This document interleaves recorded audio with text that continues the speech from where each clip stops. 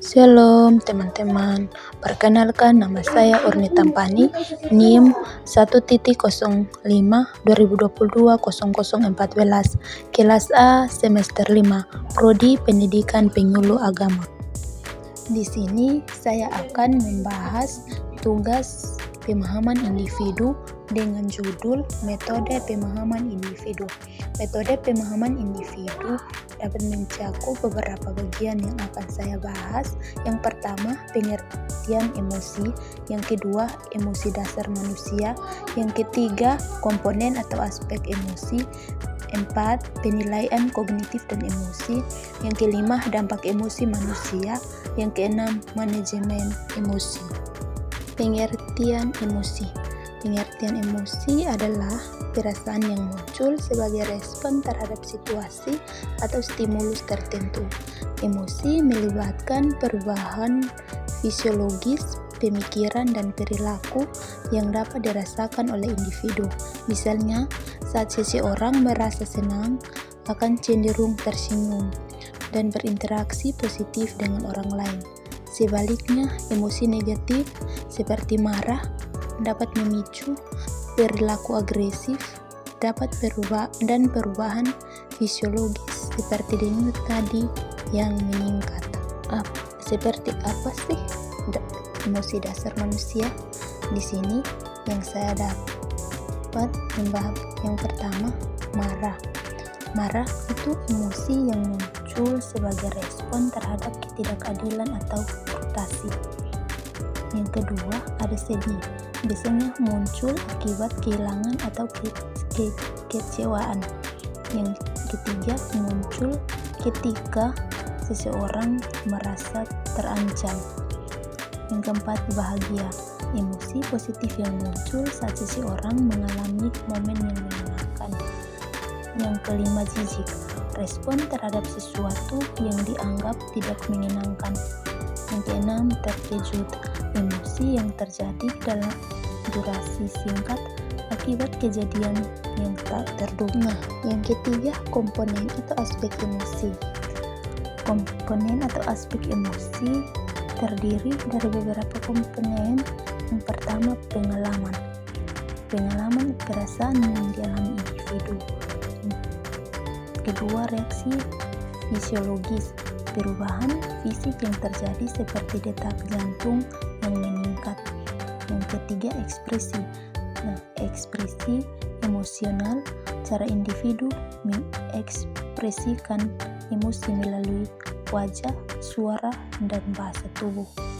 Yang terakhir, tindakan respon yang diambil berdasarkan emosi yang dirasakan.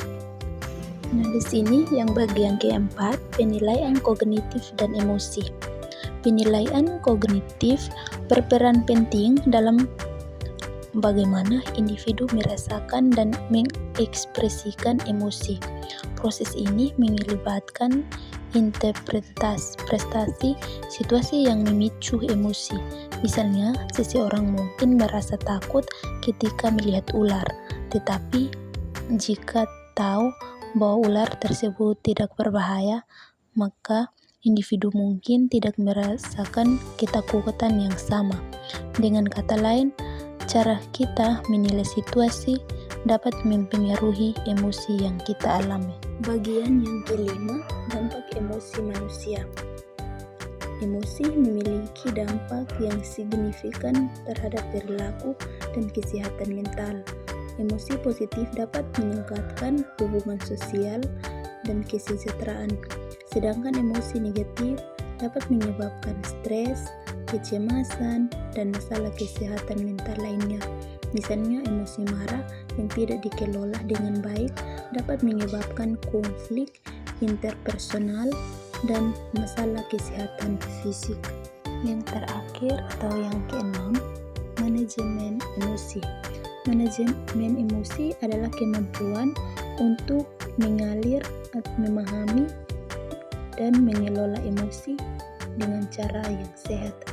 Beberapa strategi manajemen emosi meliputi kesadaran diri. Kesadaran diri itu mengenali emosi yang sedang dialami.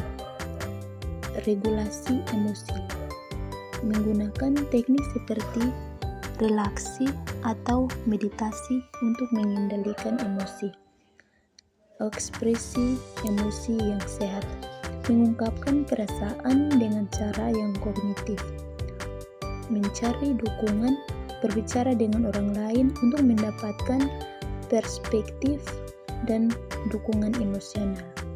Dengan memahami emosi dan cara mengelolanya, kita dapat meningkatkan kualitas hidup yang sehat. Dari beberapa metode pemahaman individu, saya mengambil kesimpulan bahwa memahami emosi individu adalah proses yang kompleks tetapi penting. Dengan mengenali pengertian aspek dan dampak emosi serta menerapkan manajemen emosi yang efektif, individu dapat meningkatkan kesejahteraan mental yang berkualitas, hubungan sosial. Emosi bukan hanya reaksi, tetapi juga alat untuk memahami diri orang lain dengan lebih baik. Terima kasih.